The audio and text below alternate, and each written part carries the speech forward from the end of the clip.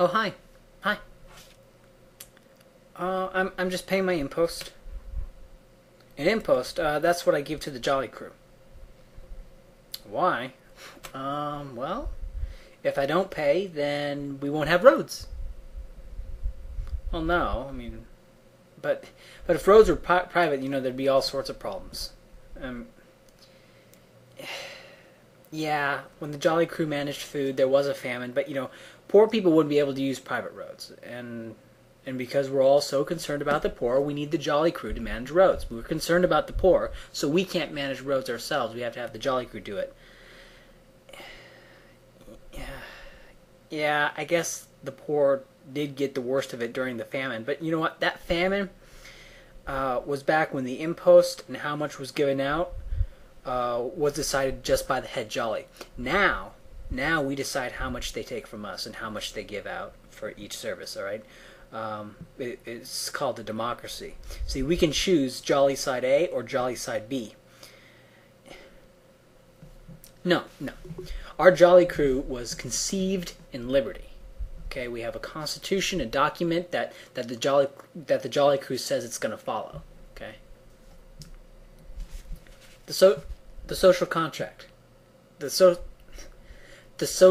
Okay, you want to plug up that crap fall you call a mouth and listen for a few seconds here?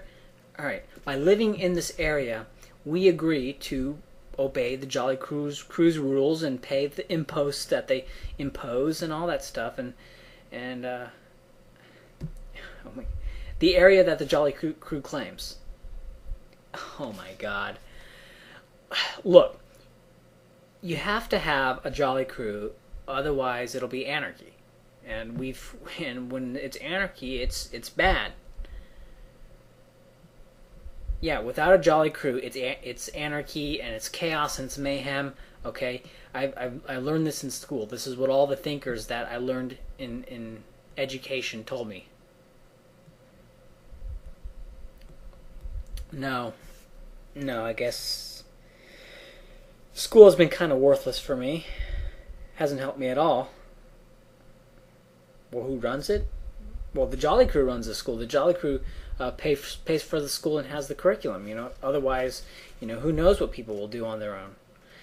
But yeah, I know they run it, but we need these schools more than ever because functional literacy is declining. Right. It's ever since the Jolly Crew took over. Well, we need the Jolly Crew to do it because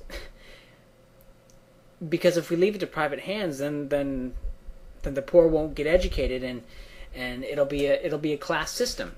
All right, without the Jolly Crew running the schools, and the poor people won't have a shot at education and won't be able to climb up the social ladder. And we give our money to the Jolly Crew, and they just deal with it. Okay, we care about the poor, so we have to have the Jolly Crew manage the schools so much. Otherwise, the poor won't get an education. Okay, you know what? I guess you're right. Maybe not education, but healthcare. Healthcare is a lot more vital. Yes, we are more efficient in outlaying services than the Jolly Crew, but healthcare must be provided, and vagaries in the market mean death. And I mean, healthcare is so expensive, right? Right. As the Jolly Crew took over.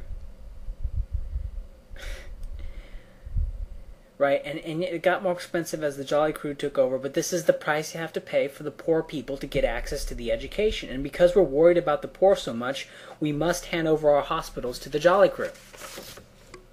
Okay, here's why. Corporations. Because corporations are corrupt.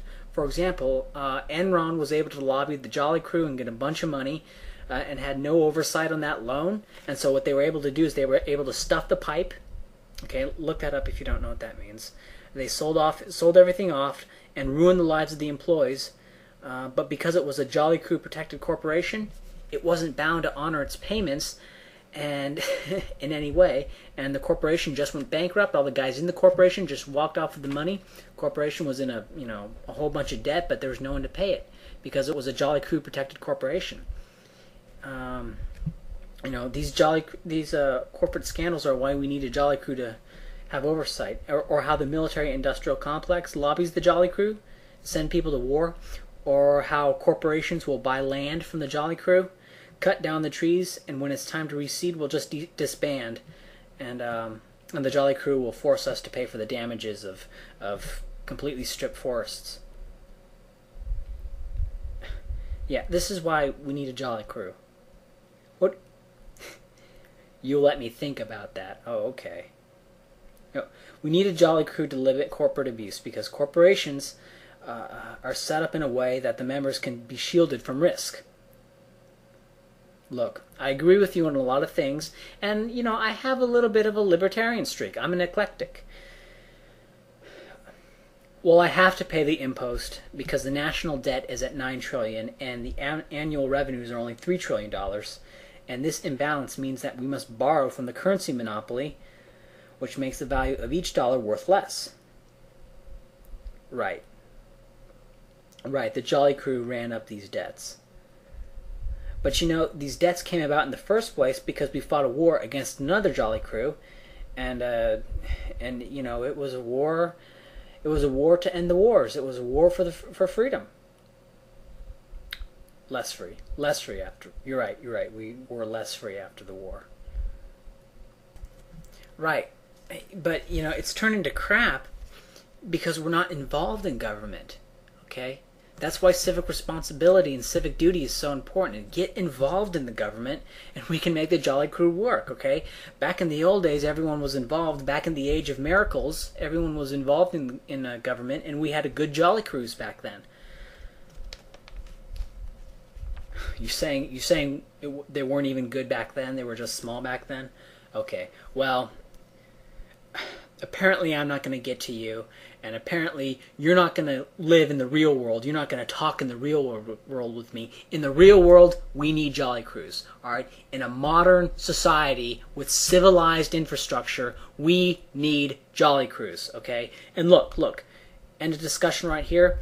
If I don't pay the impost, I can get in real trouble from agents of the Jolly Crew Revenue Service. Yes. Yes.